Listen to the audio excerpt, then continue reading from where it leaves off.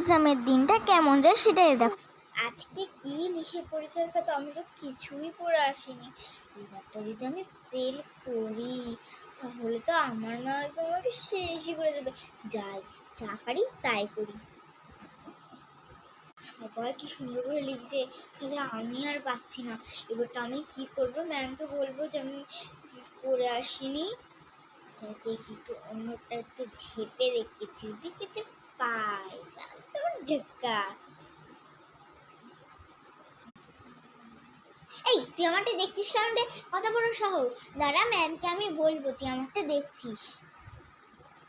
এ না না না, আমি তো ওটা দেখছি না, প্লিজ ম্যামকে বলিস না। একটা কথা বলবো, কাউকে বলবি না তো? আরে বল বল বল, কিচ্ছু বলবি না, বল।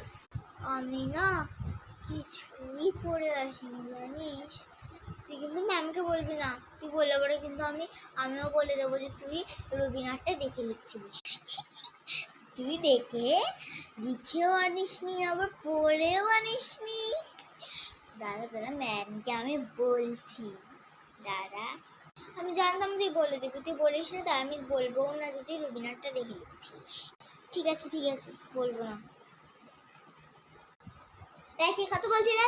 কে কথা বলছে? আমি কিন্তু ঘুমাইনি, আমি ঘুমাইনি। এই রুবিনা আর রীতি, যাও তোমরা কাছে যাচ্ছি, আমি করবো না।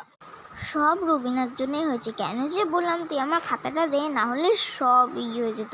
দূর, বেকার বেকার আমি বললাম, ভালোই লাগে না আর। ভিডিওটা ভালো লাগলে লাইক কমেন্ট শেয়ার করে দেবে। Bye bye.